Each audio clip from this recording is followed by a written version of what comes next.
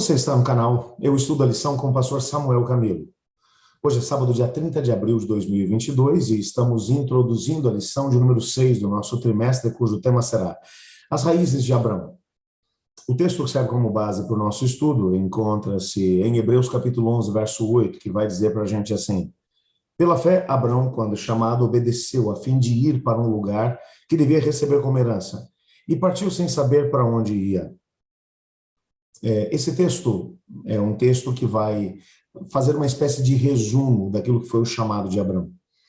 Nós estamos começando agora a seção central do livro de Gênesis.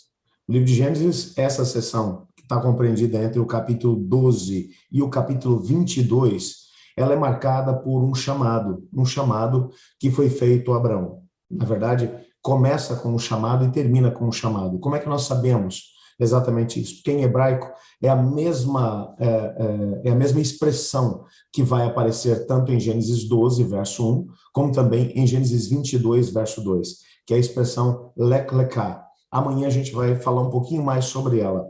É uma palavra muito rica, que tem muito significado dentro dela. Mas nós não vamos trabalhar todo o seu significado hoje, vamos apenas mencionar que ela significa simplesmente vá. No primeiro chamado, que vai aparecer ali em Gênesis 12, verso 1, ou pelo menos a confirmação desse primeiro chamado, porque o chamado propriamente ele é mencionado lá em Gênesis 11, verso 30, que a gente vai ver também amanhã.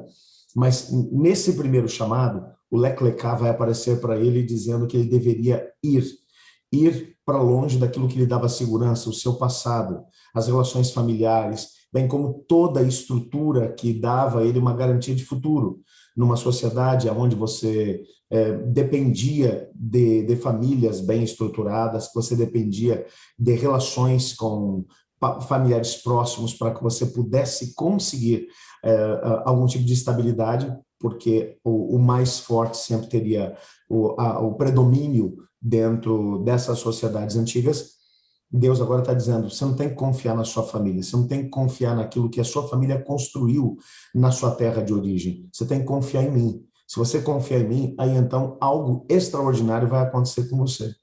Então o início do chamado de Abrão, ou o momento do chamado inicial de Abrão, vai romper com aquilo que lhe dava segurança em relação ao passado.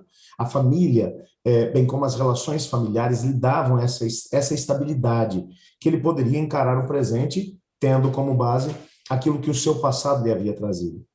Mas depois vem o capítulo 22, versículo 2, onde a mesma expressão vai aparecer de novo, lek leká, vá. Mas vá para onde agora?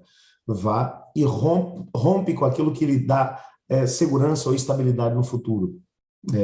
O capítulo 22, verso 2, vai dizer que Deus ordenou que ele sacrificasse o próprio filho. Veja, ele havia esperado tanto tempo pelo cumprimento da promessa. Isaac agora, segundo aquilo que Flávio Joséfo menciona, tinha algo em torno de 26 anos de idade, mais ou menos, e agora a promessa que Deus havia feito de que todas as nações da terra seriam abençoadas através dele, deveria se cumprir em Isaac. Então todas as suas expectativas estavam fundadas no seu filho. E agora Deus vai dizer, lek leká, vá. Vá para onde? Vá até o Monte Moriá e sacrifique ali o teu filho, teu único filho.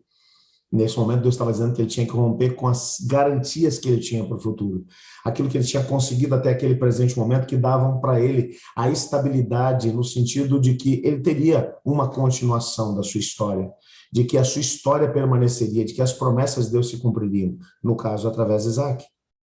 Nos dois casos, o que Deus está dizendo para o Abrão, lá no primeiro você não tem que se fiar, você não tem que estar confiando naquilo que aconteceu no passado, nas garantias que você tem em relação ao passado. E no segundo chamado, Deus está dizendo, você não tem que confiar naquilo que são as garantias de futuro, que a humanidade, que todo mundo olha e diz, isso te garante futuro. Você tem que estar fiado, você tem que confiar, na verdade, no presente, em uma pessoa, em Deus. Quando o indivíduo vive a sua história caminhando com Deus, ele vai crescendo na fé. E por isso, o Abrão é apresentado dessa maneira, como o pai da fé. Ele é chamado, inclusive nesse meio tempo, entre os seus dois chamados, entre o primeiro Leclecá e o segundo Leclecá, Deus vai dizer, as pessoas que estão caminhando com ele sabem que Deus o trouxe para aquela terra, a terra de Canaã, para que ele peregrinasse nela e que aquela terra seria dele e dos seus descendentes. Em alguns momentos de crise, Abraão mostrou que ele estava ali para fazer a diferença. Quando, por exemplo, as cidades da Campina são invadidas pelos reis da região do Vale do Eufrates, é Abrão que vai tomar a iniciativa para poder libertar aquelas pessoas, entre eles o seu sobrinho Ló, é bem verdade, mas aqueles que estão ali próximos dele, em Gênesis 17, verso 8, vão dizer que ele era um estrangeiro.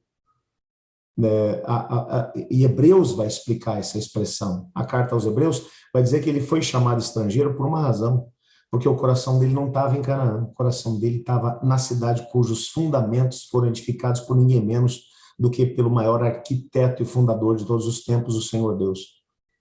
Aí você percebe que ele tinha vindo para aquela terra para receber uma herança, mas a herança que ele queria não estava aqui, estava lá em cima, na Nova Jerusalém. Na sua jornada, ele estava suspenso num vazio. Ele estava sem passado, ele estava sem aquilo que dava garantias para ele de um presente glorioso, e ele estava também sem futuro. O Leclecá na vida dele tirou tudo aquilo que poderia dar a ele garantias, mas o que é mais interessante é que no meio do caminho, quando ele sentiu medo, é claro que ele sentiria medo, ele rompeu com as garantias do passado e rompeu com as garantias do futuro. Deus vai se apresentar para ele, lá em Gênesis 15, 1, por exemplo, vai dizer, não tenha medo, você não precisa ter medo de nada, porque você tem a coisa mais preciosa do que o que te dava segurança no passado, ou do que o que te dá segurança no futuro. Eu sou o Senhor teu Deus e eu sou contigo. Quando você está caminhando e tem Deus junto contigo, você não precisa ter medo nem do passado, nem do futuro. E foi isso que marcou a experiência do Abraão. E essas três palavras, não tenha medo, elas marcam essa jornada de Abraão. E nós perceberemos como elas se cumpriram na história de Abraão nas semanas 6, 7 e 8 do nosso estudo da lição da Escola Sabatina. Abraão, ele é apresentado como um exemplo de fé.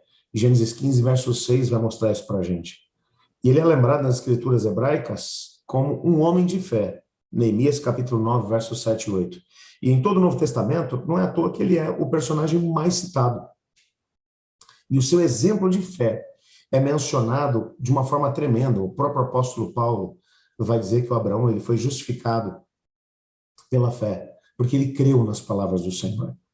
E nessa semana nós vamos começar a entender por que ele foi um homem de fé, quais foram os seus segredos, e ao mesmo tempo como hoje podemos seguir o exemplo dele e viver uma experiência de fé, deixando de confiar naquilo que nos dá estabilidade por causa do passado ou naquilo que nos daria algum tipo de estabilidade pensando em termos de futuro. Viver pela fé, hoje, ouvindo Deus dizendo para a gente o tempo todo, não tenha medo, não tenha medo, não tenha medo, eu sou contigo. Essa vai ser a tônica das três próximas lições que estudaremos. Hoje, portanto, eu quero orar pedindo a Deus para que nos ajude a viver essa realidade, ainda que numa esfera menor, mas que possamos ser também conhecidos como homens e mulheres de fé. Ore comigo. Obrigado, Pai, porque em Tua palavra descobrimos que o Senhor nos chamou para vivermos pela fé, para não confiarmos naquilo que todo mundo confia, naquilo que nos dá estabilidade hoje, mas para podermos aprender a ouvir o Senhor dizendo, não tenha medo. Ajuda-nos a podermos ter a força que o Abraão teve para podermos seguir e construir uma história pela fé. Pois em nome de Jesus que oramos. Amém. Eu estudo a lição. E você?